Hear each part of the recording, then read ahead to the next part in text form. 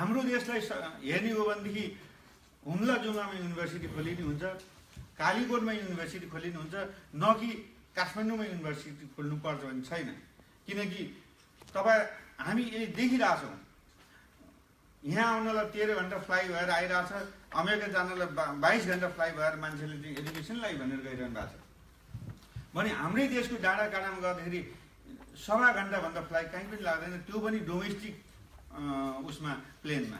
त्यसले हामीले चाहिँ यति धेरै अपर्च्युनिटी छ, जुन अपर्च्युनिटी साँच्चै हामीले चाहिँ हुम्ला जुम्लामा त्यो खालको अपर्च्युनिटी गऱ्यो भने पनि हुन्छ भन्ने मेरो धारणा छ। र युनिभर्सिटीमा पनि हामी कस्तो भने सेक्टरल युनिभर्सिटी नेपालको लागि आवश्यक छ। सेक्टरल युनिभर्सिटी भन्नाले त्यो ठाउँमा मेडिकल युनिभर्सिटी चाहियो, त्यो ठाउँमा इन्जिनियरिङ युनिभर्सिटी चाहियो, त्यो ठाउँमा जर्नलिजमको सम्बन्धी युनिभर्सिटी चाहियो, त्यो ठाउँमा हब्स युनिभर्सिटी चाहियो। जे खालको चाहिँ हामीसँग रिसोर्स छ, जे खालको निड छ, हाम्रो देश अनुसारले चाहिँ करिकुलम बनाउनु पर्यो, हाम्रो देशको निड बेस र रिसोर्स बेसबाट चाहिँ करिकुलम बनाउनु पर्यो। र हामी अहिलेको व्यतिथि अहिलेको समस्या भने नेपालको के हो भन्दा विदेशको करिकुलमलाई हामीले अगाडि बढिरहेछौँ, विदेशी युनिभर्सिटीहरूसँग हामीले कोल्याबोरेसन गरिरहेछौँ, विदेशी युनिभर्सिटीसँग काम गरिरहेछौँ। त्यो एकातिर राम्रो बाटो छ, अहिलेको ग्लोबल सोसाइटी अनुसारले हामी अगाडि बढ्नु एकदम राम्रो छ। तर हाम्रो देशको त्यो अवस्था छैन। हाम्रो देशको के छ भन्दा प्रचुर मात्रामा हाइड्रो छ, प्रचुर मात्रामा तपाईँको कोअपरेटिभ सङ्घ संस्था छ, प्रचुर मात्रामा चाहिँ एनजिओ छ, प्रचुर मात्रामा चाहिँ हामीसँग यो टुरिज्म छ। हाम्रो देशको क्लाइमेट, हाम्रो देशको रिसोर्सेस र सायद युरोप अमेरिकाको र युकेको रिसोर्स एउटै छैन। त्यसले अबको निड भने चाहिँ यो फोरमले अबको समस्या अबको हामीले कसरी हाइलाइट गर्नु पर्यो भनेदेखि अब हामी चाहिँ निड बेस र रिसोर्स बेसको चाहिँ करिकुलम नेपालमा चाहिन्छ र त्यो आवश्यक छ भन्ने चाहिँ मलाई लाग्छ। र हामीसँग यो अर्को ठुलो समस्या, विकराल समस्या के छ भने हामीसँग यति ठुलो ह्युमन रिसोर्स छ। म नेपाल पिएचडी एसोसिएसनको संस्थापक अध्यक्ष भएको नाताले हामीसँग 3000 पिएचडी होल्डर छ नेपालमा। 3000 पिएचडी होल्डरमा एराउन्ड 35% पिएचडी चाहिँ आउट अफ नेपाल हुनुहुन्छ। यो यति ठुलो ब्रेन ड्रेन कहीँबाट पनि कसैबाट पनि नेपाल सरकारले यो सोचे गरेका छैन कि अब हामी कसरी यो यति ठुलो ह्युमन रिसोर्सलाई ब्याक टु नेपाल गर्ने भनेर। यो फोरमले एउटा खालको कन्सेप्ट र नेपालमा यो जति बाहिर गइरहेको ह्युमन रिसोर्स छ उहाँहरूलाई ब्याक टु नेपाल कसरी ल्याउने त, त्यो मोडल पनि एउटा तयार गर्न पायो भने धेरै राम्रो हुन्छ। यसको मतलब कुनै पनि नेपाली विदेशमा नआउने भन्न खोजे होइन। विदेशमा आउनुपर्छ, स्टडी गर्नुपर्छ, एक्सपोज हुनुपर्छ, सब थाहा हुनुपर्छ, आफ्टर नो हाउ त्यसपछि ब्याक टु नेपाल। त्यो खालको कन्सेप्ट चाहिँ यहाँबाट ल्यायो भने धेरै राम्रो हुन्छ। र अनि फेडरल एडुकेसन चाहिँ मोडल कस्तो हुनुपर्छ जस्तो मलाई लाग्छ भन्दा म लको स्ट्यान्ड नभएर यसको मेरो जेनरल कन्सेप्ट के छ भने सेन्ट्रल गभर्मेन्टले रुल्स एन्ड रेगुलेसन बनाउने, गोल सेटअप गर्ने, भिजन क्लियर गरेपछि त्यसको सम्पूर्ण हुबहु चाहिँ स्टेटले गर्नुपर्छ। स्टेटले गर्यो भने के हुन्छ नि, नेपालमा 7वटा स्टेट छ, त्यो 7वटा स्टेटको पपुलेसन ग्रुप, इथनिक ग्रुप र त्यो 7वटा स्टेटमा त्यसको रिसोर्सेस सबै फरक छ। त्यसले गर्दा यदि साँच्चै सेन्ट्रलबाट नै गभर्न गर्यो भनेदेखि हाम्रो म्याच हुन सक्दैन। त्यसले हामीले यो खालको कन्सेप्ट पनि यो समिटले फिडब्याक दिएको खण्डमा साँच्चै फ्रुटफुल हुन्छ जस्तो मलाई लाग्छ। र मेरो टाइम लगभग सिद्धियो र अब यो मैले लगभग भनिसकेँ। यसको बारेमा के छ भने हामीले इन्डियालाई हेरेर हामी हेऱ्यौँ भनेदेखि कस्तो छ भने हरेक वर्ष 50,000 नेपालीहरू बाहिर जान्छ स्टडीकै लागि। त्यही मैले फोकस गरी मोर देन 70 अर्ब पैसा चाहिँ बाहिर गइरहेको अवस्था चाहिँ नेपालको छ भनेदेखि यो चिजहरूलाई पनि हामीले हेर्नुपर्छ। र अब म यो बाँकी समय चाहिँ हाम्रो डाक्टर भरत सिंह खरेलले ह्यान्डओभर गर्छु। मैले एउटा कुरा भन्नै बिर्सिन्छु, हामी संविधानमै समानताको कुरा खोजिरहेछौँ। सबैले 20 मिनट बोल्नुभयो, हामी त 2 जना 40 पाउनु भयो। विशेष गरी मैले चाहिँ म शिक्षामा पहिला काम पनि गर्थेँ नेपालमा। यो पहिलेदेखिको हो यो आएको कुराहरू। हाम्रो विशेष गरी शिक्षामा सामाजिक असमानता 3 रूपमा देखिया छ। धेरै पहिलेदेखि हो, अझै हटेको छैन। एउटा हाम्रो एक्सेस र इनरोलमेन्टको समानता छैन, अर्थात् अर्को एचिभमेन्टमा पनि समानता छैन। यो समस्याको रूपमा रहिरहेछ धेरै पहिलादेखि। र पास गरिसकेपछि पढिसकेपछि जुन अवसर प्राप्त गर्छन् त्यसमा नि समानता छैन। त्यसैले यो शिक्षामा यो असमानता 3 खालमा देखिरहेको छ। यो रिपिट भइरहेछ, रिप्रोड्युस भइरहेछ नेपालमा। यो एउटा हाम्रो शिक्षाको समस्या हो।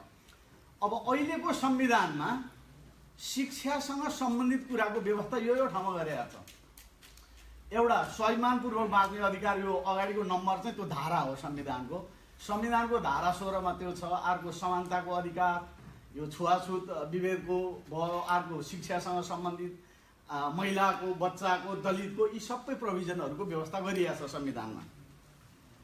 र अब शिक्षासँग सम्बन्धित चाहिँ के छ भनेदेखि बेसिक एजुकेसन सबै नागरिकले अनिवार्य र निःशुल्क पाउने व्यवस्था गरेको छ। र अहिले सरकारले के गरेको छ भने स्कुल एजुकेसन कक्षा 12 सम्म छ। हाम्रो 8 कक्षासम्मलाई बेसिक एजुकेसन। अब पहिला चाहिँ के थियो, प्राइमेरी स्कुल, लोअर सेकेन्ड्री र सेकेन्ड्री, हायर सेकेन्ड्री थियो, 4 तह थियो। अहिले फन्डामेन्टली 2टा मात्रै छ। एउटा बेसिक एजुकेसन 8 कक्षासम्म, 8 कक्षादेखि 12 कक्षासम्म माध्यमिक या उच्च माध्यमिक शिक्षा भनौँ, त्यो छ। अनि अरू अपाङ्गहरू, अरू विभिन्न सेक्टरलाई पनि धेरै कुराको ग्यारेन्टी गरिदिएको छ संविधानले। अब शिक्षालाई यो भाषा र संस्कृतिबाट पनि छुट्याउन सकिँदैन। त्यसरी शिक्षाको कुरा गर्दा हामीले भाषाको, संस्कृतिको पनि के अधिकार छ भन्ने बारेमा हामीले हेर्न जरुरी छ। यो संविधानमा लेखेकै कुरा मैले हुबहु राखे हो, यसमा धेरै नजाउँ। त्यसैले हेर्दा हामीले चाहिँ बच्चाको शिक्षाको अधिकार हेर्दा खास रूपमा 3टा वर्गमा बाँड्न सकिन्छ। एउटा राइट टु एजुकेसन, शिक्षा पाउने अधिकार भयो। एउटा राइट इन एजुकेसन, विभेद बिना अरूले जसरी पाउँछ त्यसरी नै शिक्षा पाउने अधिकार भयो। र त्यसपछि राइट थ्रु एजुकेसन, यो चाहिँ उसले human respect, human right, fundamental सिटिजनसिपले पाउने किसिमको शिक्षा थ्रु त्यो उनीहरूलाई हामीले इनेबल गर्न पर्यो, त्यो सक्षम बनाउनु पर्यो। तर हामी कहाँको अहिलेसम्म धेरै सुरुको फोकस हाम्रो पहिलोमा थियो राइट टु एजुकेसन, त्यसपछि हाम्रो राइट इन एजुकेसन नि भयो। अझै पनि हाम्रो शिक्षामा राइट थ्रु एजुकेसनको कुरा धेरै कम छ। अर्थात् हाम्रो करिकुलमहरूले यो कुरा, विद्यालयको करिकुलमहरूले यो कुरा एड्रेस गर्न सकेका छैन। अब फेडरलिजममा चाहिँ डिसेन्ट्रलाइजेसन एउटा अभिन्न अङ्ग या कम्पोनेन्ट हो। डिसेन्ट्रलाइजेसनलाई 3टा सब क्याटेगोरीमा बाँडेर देखिन्छ। एउटा डिकन्सन्ट्रेसन, यसमा चाहिँ अथोरिटी चाहिँ केन्द्रमा रहन्छ र सबै रुल रेगुलेसन सबै सेन्ट्रलाइज हुन्छ। अर्को हामी अब अर्को चाहिँ डिकन्सन्ट्रेसन हो। अर्को लोकल ग्रान्ट, अर्को मैले लेखेँ, अर्को डिभोल्युसनमा चाहिँ सबै पावरहरू तल ट्रान्सफर हुन्छ। त्यसैले हामीले फेडरलिजममा कुन चाहिँ रिफर्म प्र्याक्टिस गर्ने हो, अर्थात् हामीले स्टेटहरूमा लोकल लेभलमा कुन चाहिँ रिफर्म प्र्याक्टिसलाई हामी फलो गर्छौँ भन्ने कुरा छलफल हुन जरुरी छ। अब च्यालेन्जेस र अपर्च्युनिटी जुन चाहिँ हाम्रो फोकस हो, अघि नै हाम्रो प्रोफेसर सुवेदीले नै भन्नुभयो यो भद्दा छ संविधान भनेर।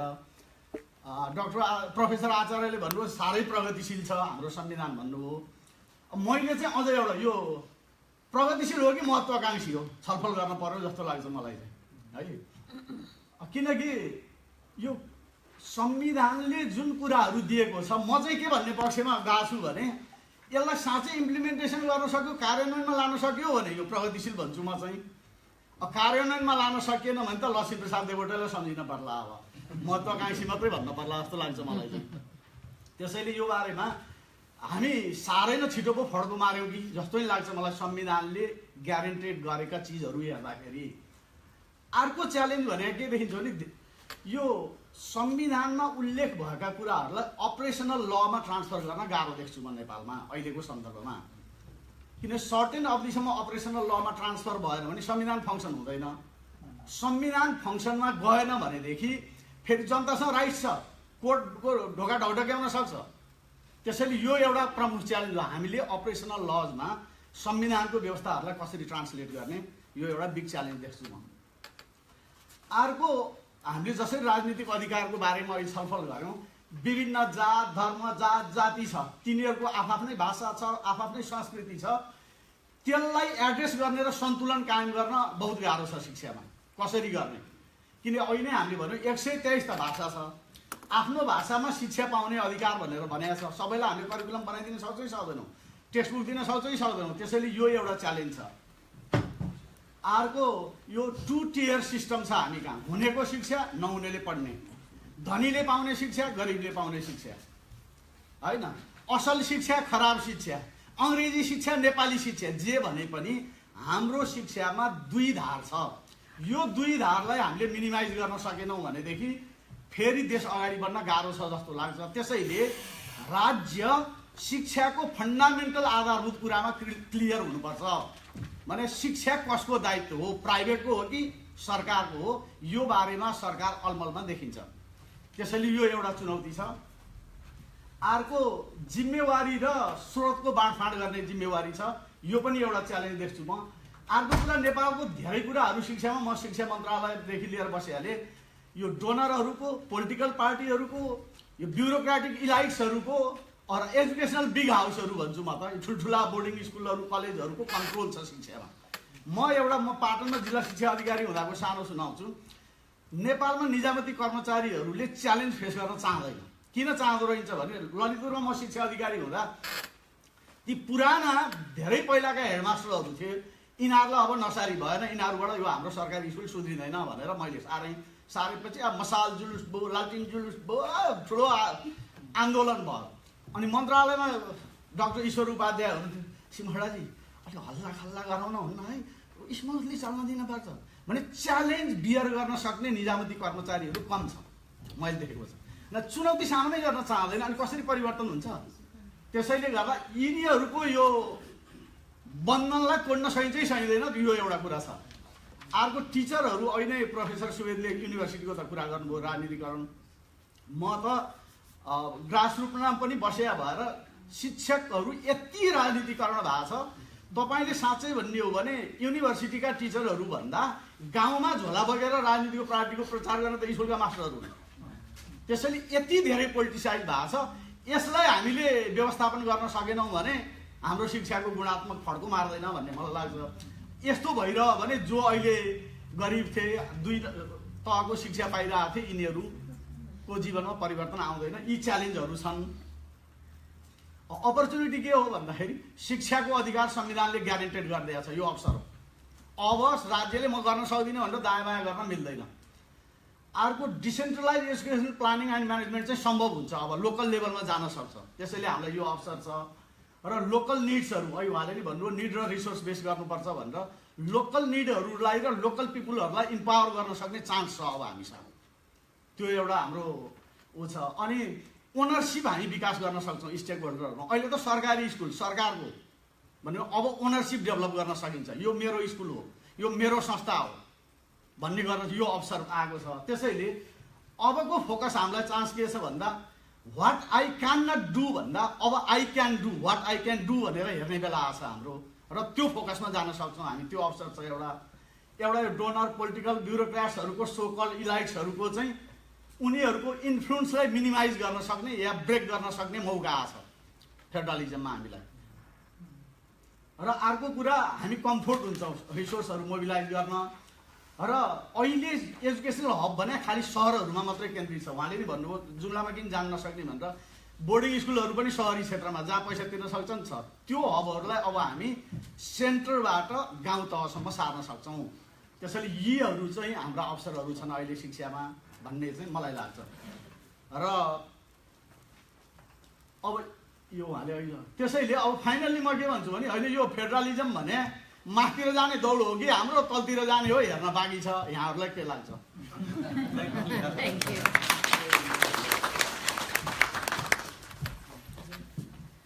एकदमै टाइम 20 मिनटमै गर्नुभयो। अब नेक्स्ट स्पिकर हुनुहुन्छ डाक्टर तेजेन्द्र तेराल।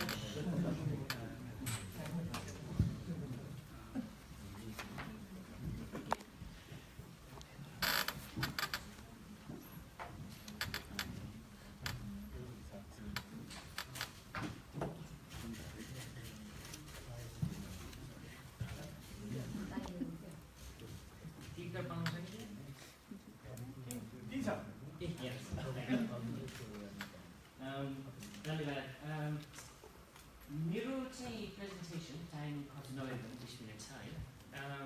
मैले चाहिँ के फोकस गर्न खोजेको भन्दाखेरि एजुकेसनलाई जेनरली टेक्निकल टर्म्समा मात्रै हेर्ने गरिन्छ होइन। Education, learning end teaching, curriculum, educational financing, education policy, यस्तो यस्तो किसिमले हेर्ने गरिन्छ।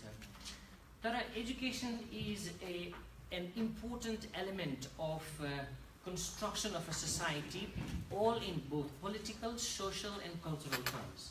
So मेरो प्रेजेन्टेसनमा मैले पोलिटिक्स अफ एजुकेसनलाई अलिकति बढी फोकस गर्न खोजेको र सँगसँगै चाहिँ how education and conflict are interrelated.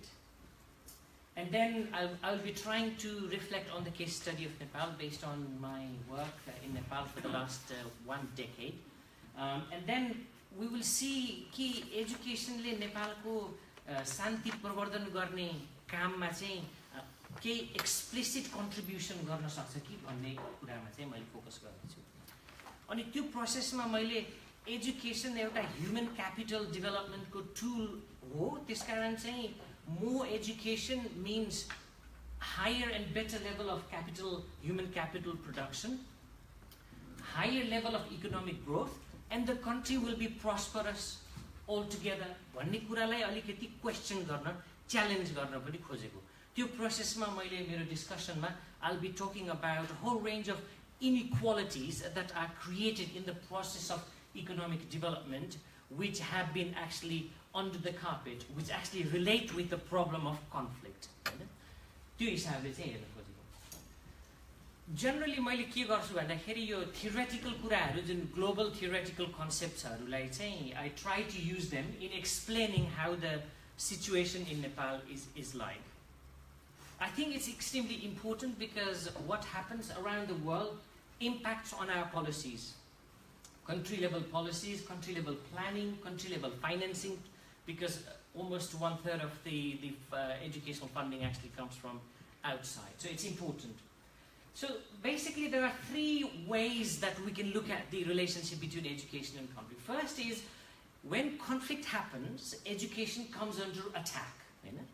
So education is basically a victim. So मैले एउटा पेपर पनि लेखेको छु 2016 मा पब्लिश भएको छ। So I try to present education and conflict relationships in 2 or 3 sort of strands. One is education is victim in conflict. Second, education can also become a perpetrator of violence. भने मतलब education can create conditions which can give rise to conflict, which I will come to that in a minute. Then also the idea that education can become a peace builder. Let's say education le peace processes harulai social transformation la एउटा interesting question थियो अगाडि त्यो address भयो कि भएन, त्यसमा चाहिँ कस्तो प्ले गर्न सक्छ, भूमिका कस्तो खेल्न सक्छ भन्ने खालको त्यो इन्टर रिलेसनशिप पनि हेर्न सकिन्छ। अनि पिसलाई कसरी कन्सेप्चुलाइज गर्ने भन्ने कुरा पनि इम्पोर्टेन्ट छ हैन कि are we talking about maintaining the status quo, that there is absence of physical violence and that is peace, or we are also trying to address the root causes of conflict and trying to rebalance the power relationships between various social and political groups at the top as well as at the community level. So by doing that, we are trying to think or reconceptualize a new type of society which is more egalitarian, which works in social justice, which creates opportunities for broad range of social groups rather than just the elitist, privileged few. So that is the kind of concept that the transformative role of education is related to. So Nepalको एजुकेसनलाई चाहिँ analyse गर्दाखेरि if you look at the historical context of Nepal, लगभग 1952 मा हाम्रो देशमा प्रजातन्त्र आउँदाखेरि literacy rate चाहिँ almost 2% मात्रै थियो हैन। So after that, a huge number of schools were opened, mass education began, a huge number of populations got access to education. But if you look at one of the problems of this mass access to education is there is a problem of equity in access. So there is problem in access. If you look at the access, bound Chetri hill-based populations have a significant improvement in the number of access to education, whereas children in the Madhesh Tarai or indigenous communities, ethnic minorities, that increment hasn't happened equitably. Increment has happened, but not equitably, right? The second point is about when there is unequal access to education, then you have a problem in a society. You know, when a educated, a certain ethnic or social groups go better access to education, automatically that group will have better access to economic opportunities, administrative opportunities, right? Any dominant role just like civil service access, they'll have a significant sort of dominance, right? So this is have this idea of reproduction through education, that there is a kind of a negative role of education in society, which we often don't see. We see education as a good thing, right? When you actually provide inequitable access to education, then education actually creates conflict. It fuels conflict, right? So the other point is that it contributes to sort of caste-based, gender-based, ethnic, and all other types of inequalities. कर्णालीमा कति बच्चाहरू चाहिँ कति पिछडिएका छन् भने काठमाडौँको urban settings-मा there is a greater level of chance of being successful. So whether we like it or not, hill-based Brahmin, Kshatriya, and Newars have historically enjoyed the privilege of education. We can look at that in our all here. I mean, kun social ethnic background but also one day. Some of the people who come from other sort of marginalized communities are resilient individuals. So the social and political structures do not create those conducive environments for all the social groups. And that is a serious problem, which is actually related to the issue of conflict. अनि अर्को कुरा चाहिँ schools actually reflect the existing socio-economic inequalities in the society. हैन सोसाइटीमा जस्तो खालको विभेदहरु छ स्कुलमा पनि त्यो म्यानिफेस्ट हुन्छ. जस्तै कसरी म्यानिफेस्ट हुन्छ त भन्दाखेरि म still remember I went to a school त्यो एकदम मगर indigenous community मा हामी बस्थ्यौं. म बाहुन फ्यामिलीको मान्छे हैन. अनि मैले चाहिँ 80% बाट 60 मा मेरो झर्यो भने चाहिँ के गरे यस्तो 60 हो 60% ल्याउने हो भनेर अलिकति गाली गर्ने हाई एक्सपेक्टेसन राख्ने हैन. अनि मेरो छिमेकी मेरो साथी मगरको छोरा चाहिँ उ पास भयो भने हेर मगरको छोरा भएर पनि पास गर्यो है. So there is a very implicit symbolic violence which are practiced in our education systems, which we, some of us, I think being part of the privileged social group, don't really understand, don't really know how it works. Okay? You have to be critically aware. त्यतिखेर त मैले थाहा पाइनँ हैन. मैले स्कुलमा पढ्दाखेरि दलित कम्युनिटीको मेरो साथीलाई चाहिँ मैले यस्तो अङ्कुराले पानी खनाइदिन्थे उलाई खाँदाखेरि उले यसरी खान्थ्यो हैन. अनि त्यो किन उले त्यो ठुलो बकेट छोयो भने चाहिँ अरु बच्चाहरुले खान मिलेन हैन. अनि दिन्थे हैन. त्यतिखेर I took it as normal. So it was part of the culture there. So now you have to be critical and think why, right?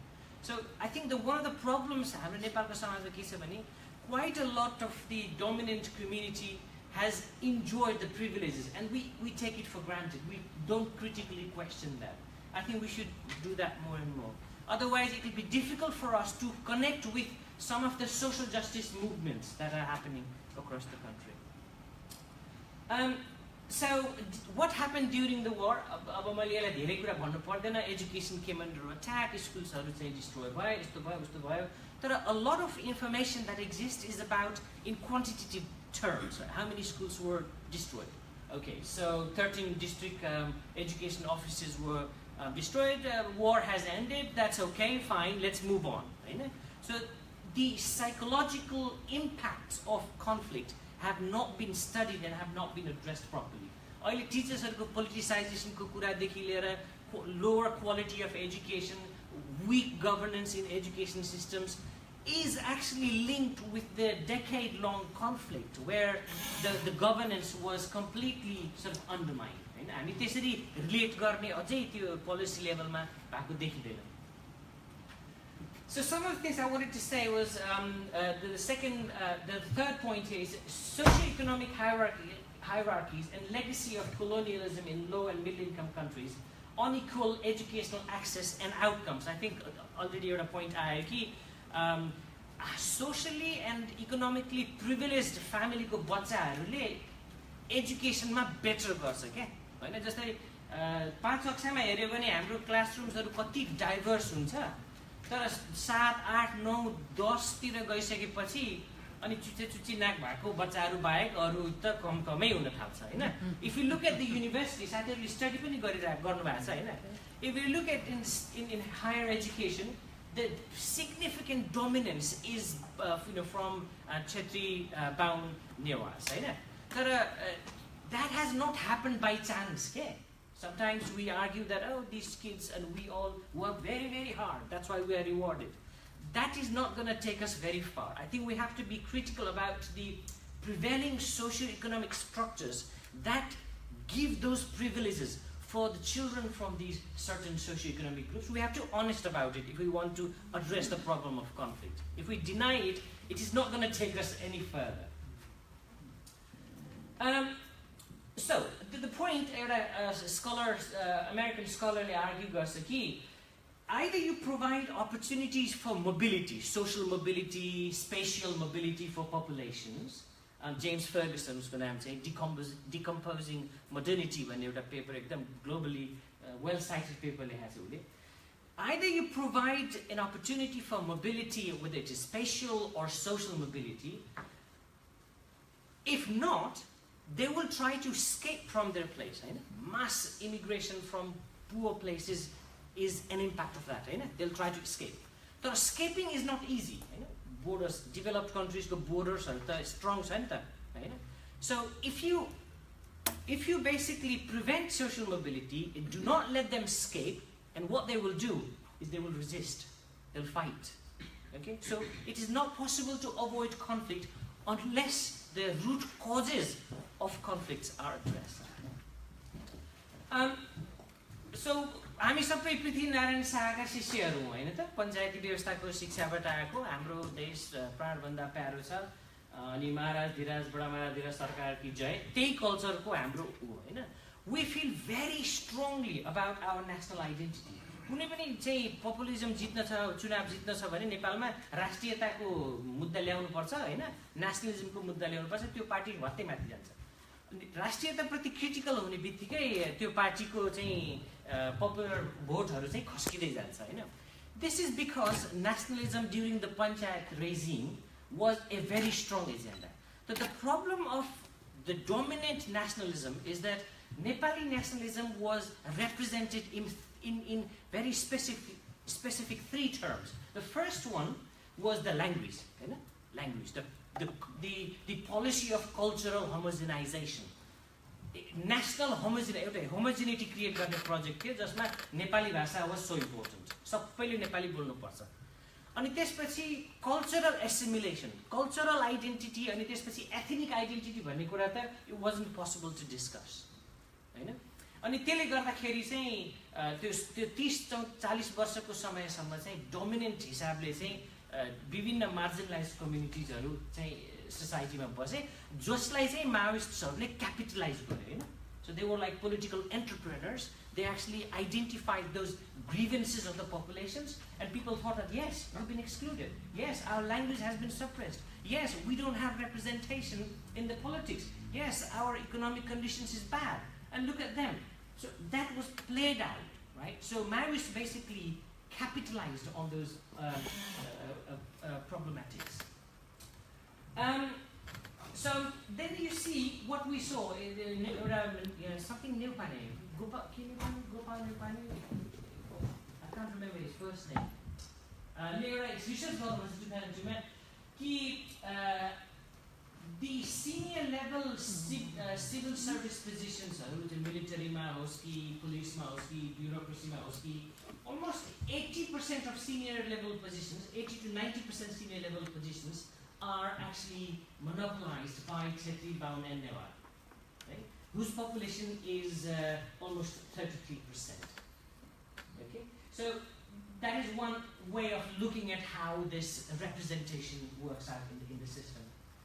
अनि दलित र इन्डिजिनियस नेसनालिटिजहरूको एजुकेसन सिस्टम्समा पोलिसी मेकिङमा ministry of education department of एजुकेसनको हाम्रो हेरौँ त्यो स्टाफहरूको list त्यहाँ एकदम माइन्युट रिप्रेजेन्टेसन छ हाम्रो डिफ्रेन्ट सोसल ग्रुप्सहरूको होइन हामी एकदमै एक्सक्लुसिभ रिप्रेजेन्टेसन चाहिँ हाम्रो प्रिभिलेज सोसल ग्रुप्सको मात्रै देखिन्छ अनि त्यसपछि ह्युमन डेभलपमेन्ट इन्डेक्समा हेऱ्यो भने पनि गतको 30-40 वर्षमा standard of living for the privileged social groups has increased significantly, whereas the speed of increment of underprivileged groups is quite slow, right? So you can see that अहिलेको सबै बेनिफिट्सहरू modernization, economic growth, etc. बाट benefit लिने चाहिँ socio politically प्रिभिलेज्ड groups मात्रै छ, and I think that is very dangerous if you think from a conflict perspective.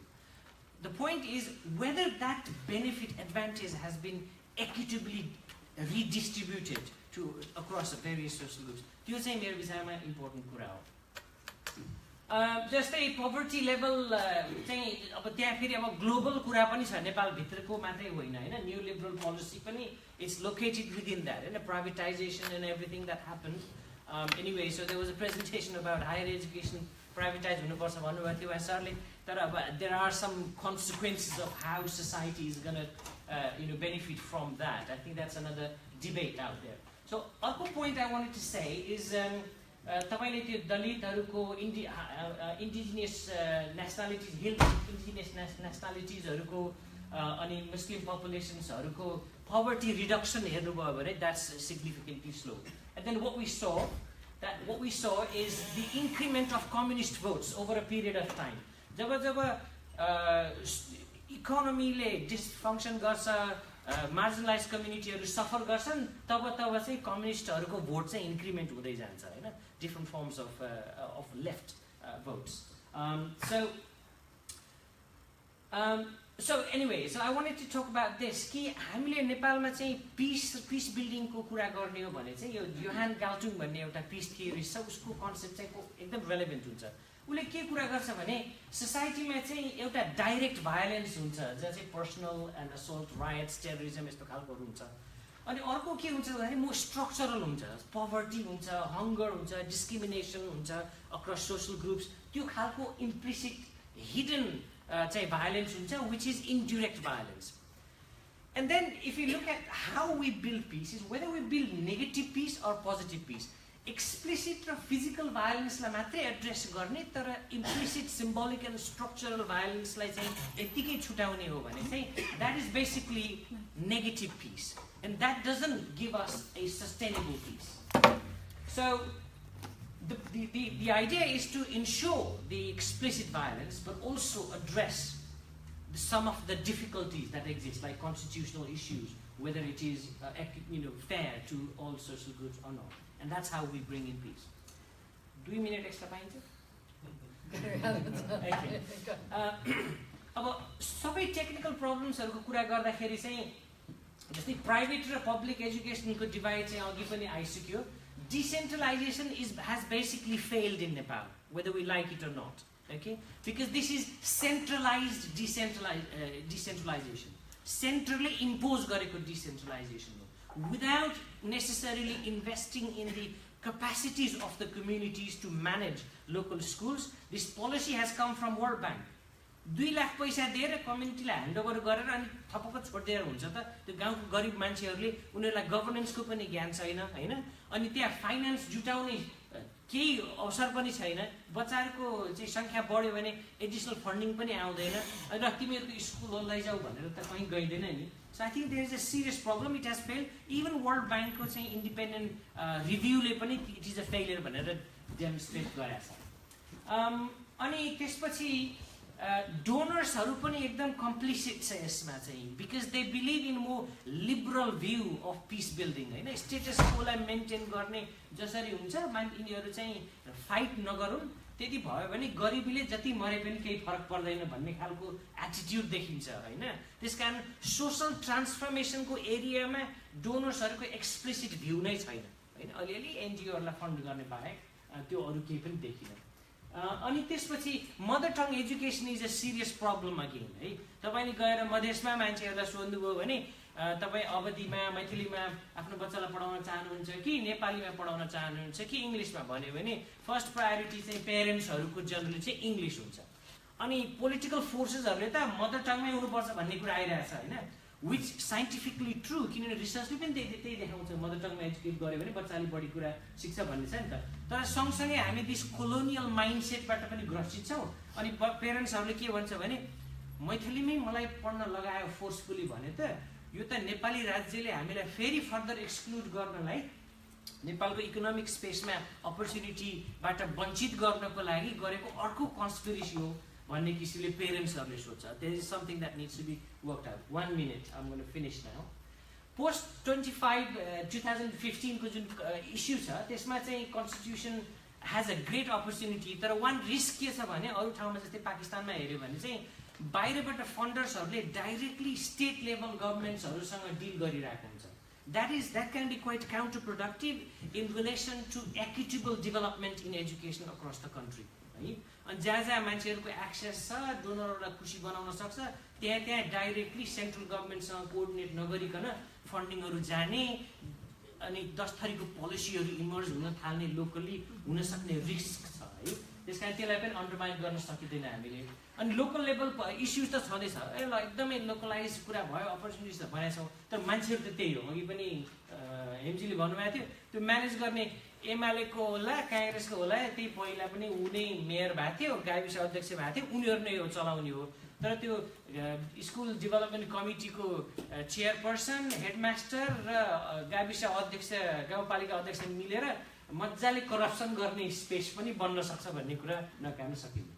So finally, I think what we need is a comprehensive education review. Post-conflict situation ma conflict perspective bata Nepal ko comprehensive review huna jaruri cha jun chai bhakai chaina hai। त्यसले चाहिँ accountability को कुरा, governance को कुरा, teacher education को कुरा, federal system मा कसरी चाहिँ run गर्ने भन्ने कुरा आदि तयारी गर्न सजिलो हुन्थ्यो।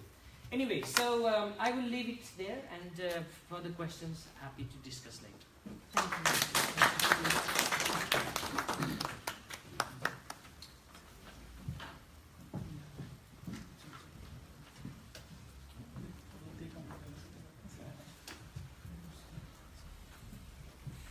Next speaker हुनुहुन्छ Dr. विनोद आमाको।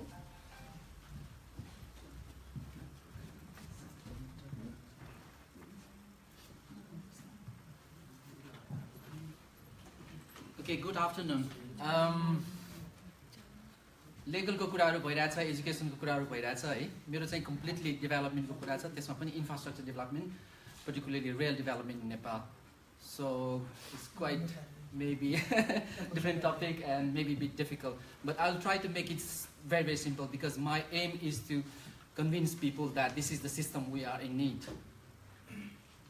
So in this talk, I'll talk first about the traffic congestion problem in Kathmandu, the capital city of Nepal, development of metro cable in Kathmandu Valley, the things going around, development of Kathmandu metro rail, how we can think about metro alignment, ground condition in Kathmandu. My background is ground engineering, construction metro in local context, and the project cause and the concept of business hub in Valley, why we need that, and the economic case for the metro. So when we go back to Nepal, you know, the roads are widening with good street lights, solar system, fantastic. These are like motorways of England now, right? Yeah. So they are widening the ring road from, you know, 3 lane to 6 lane, something like that. But, you know, the traffic problem, we all have faced every day. So if we go in Kathmandu, here and there, everywhere traffic jam. So the whole Kathmandu is traffic jam. You struggle nowadays, you know, it's a 15-minute journey, but it will take 45 minutes or 1 hour. So these are the 22 municipalities of the Kathmandu Valley, and it's an opportunity area for the whole country. Every Nepalese have a dream to have a house in Kathmandu Valley. That's opportunity area. And the red spot is the prime opportunity area, predominantly covered by the ring road. The current status of Kathmandu, full of dust, full of pollution. See, this is the picture I took it from Chandragiri Hills. See, the picture few years back, maybe 10, 15 years back, how clean Kathmandu was and how bad it is now. So it is clear that Kathmandu is seriously ill and we have failed to look after. See the traffic condition, people got to suffer every day. You know, we don't allow this in this country from health and safety perspective. But that's life every day in Kathmandu. And capacity of microbus is 15, maybe 25 people traveling. See the microbus everywhere. So this picture tells that, right? The cartoon. So, you know, country is, the capital is having micro rapid transit. And we don't have the mass rapid transit concept. So, in any place, in any city, the roads are like, you know, the veins and nerves of our body. And the city is having heart attack every day because our traffic is clogged everywhere. And realizing that, government has started widening the road. See, this is a ring road widened with the help of Chinese government.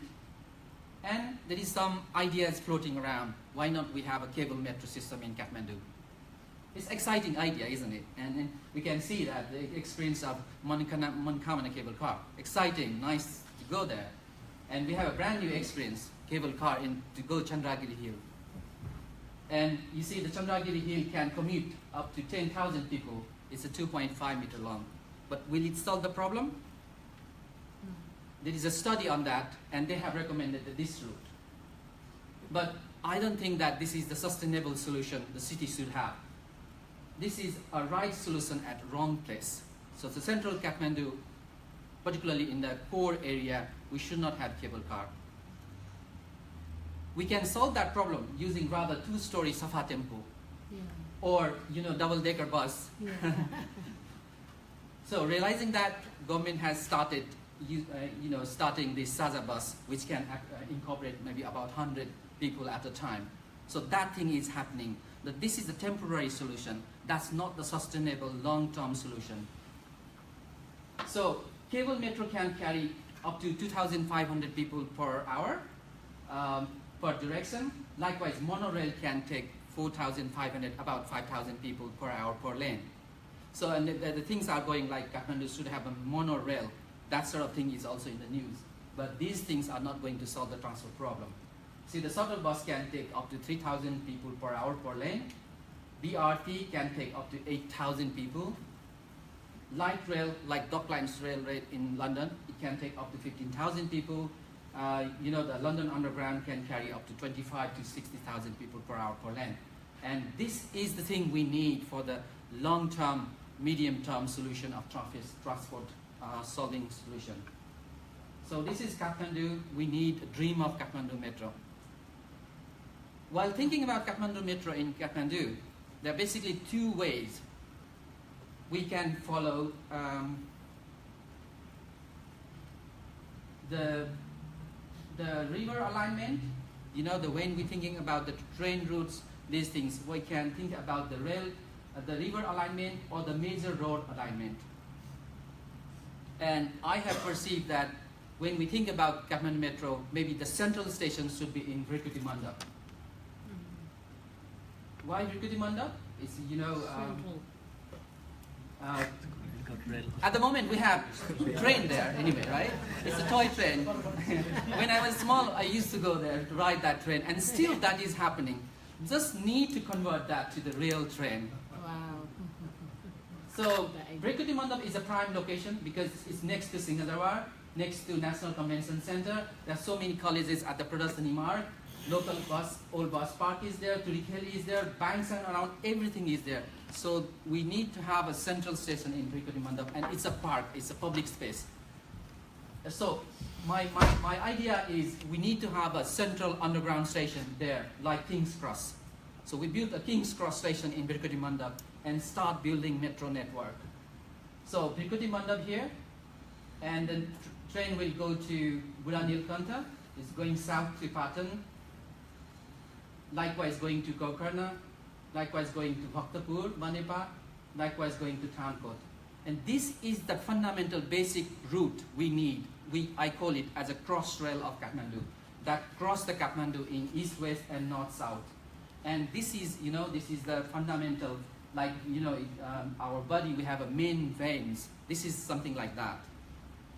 And on top of that, after that, we can have a Vishnumati line following the Vishnumati river alignment, and we can have a ring road, another Chakrapat line, and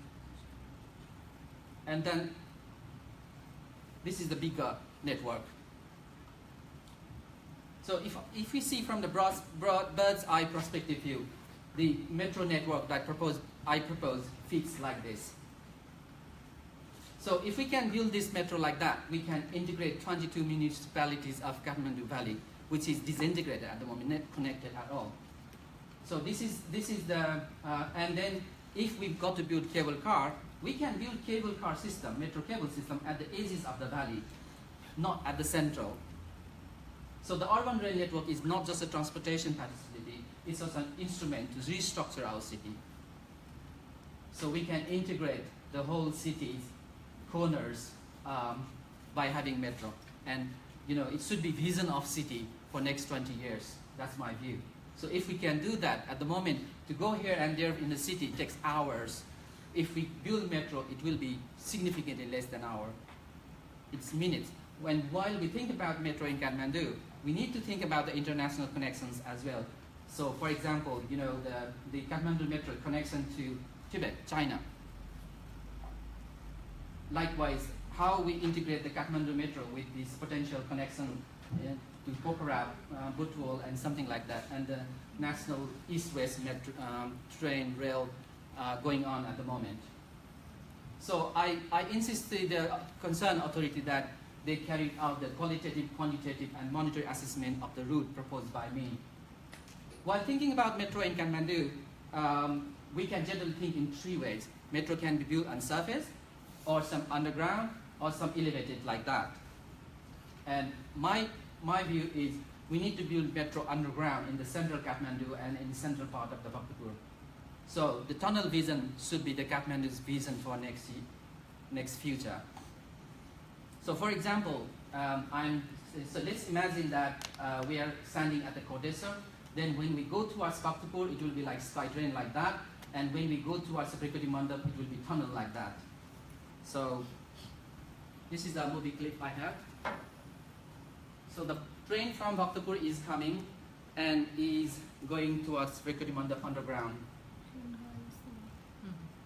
So this is the two-diagonal view of this idea. And the rail network outside the core area of Kathmandu, for example, this golden line can be built on surface or on elevated track like that, which is quite like a second ring road idea of the Kathmandu Valley. So for example, this is the Bungamati area. Maybe the valley line should pass through like that. So in the context of Kathmandu, a ground condition, can we really build this? Many people said, the ground condition is not good, water table is very high, seismic activities are, we know that 2 years ago there was a big earthquake. Thousands of years ago, Kathmandu was a valley, was a lake. With plate tectonics activity, the water of the valley drained out, and it became habitable place, like this, now. So if you see the cross-section of Kathmandu Valley, there is significant thick clay. The rock is very, very deep at the central part of Kathmandu. For example, at Tudikhel, if you drill, the rock is like 400 meters below ground. So this is the detail. For example, north part of the Kathmandu Valley is sand dominated, south part is clay dominated. And this is Ghantaghar, our big bend of Kathmandu. And if you see the ground condition below the Ghantaghar, you see there are about 5-10 meters ground fluvial deposits, sand, clay, sand, clay. Long time ago, river came, brought sand, lake process happened, sedimentation happened, clay layers formed. That process happened long time, interchangeably. That's why it's sand, clay, sand, clay. So this is a typical soil profile of Kathmandu Valley. After about 10 meter depth, there is clay. And that's why the soil in Kathmandu Valley at the surface layer is quite mixed, heterogeneous. You see the Kathmandu clay, Kali Mati, is very good for making potteries. While you say London clay, I'm trying to scratch the London clay by my nail. difficult. I hardly make a scratch there. So in that sort of ground condition, can we build metro? And after the earthquake, I went back to Nepal, to Kathmandu particularly, to see the damage assessment. And from my observation, what I found is there's more damages around this red belt, and which we call basin edge effect. The effect is around the valley rather than at central. So this picture shows the seismic activities, how intensive this is, how frequent it is, and this picture shows how strong the earthquake in our region. So in that sort of ground condition, how we can build underground tunnels, sky trains, these things. So when we build underground tunnels, the ground will settle. Ground will settle like that. And when the tunnel is coming this way, ground will settle like that. So if I build tunnel here, ground settles like that. If I build tunnel be upper, ground settles like that. And if I build tunnels like that, bigger, more settlement. So we need to control that. So we can control the settlement at the surface, fixing the size and depth. And these days, in the world, there are so many companies making tunnel boring machine. So tunneling in ground condition of Kathmandu is not a problem. It can be done easily these days. I don't have much time. I think I'm not going to show the picture. This is the tunnel boring machine pictures. It just goes drill, and it's about 100 meter long. Everything is mechanized. So we just need to buy that tunnel boring machine and drill that. So tunneling is not the difficult part of this metro process. If we see in central London, they are doing Crossrail. Crossrail is about 20 to 30 meter deep, and the Crossrail have a 6 meter diameter tunnel. While if we see the Jubilee line, is about 4 meter diameter. So this is the network of Jubilee line. Jubilee line, just trying to say the 25 meter below the ground. So in the context of Kathmandu, I would say we need about 6 meter diameter tunnel, twin tunnel at 25 meter. Other options could be this one.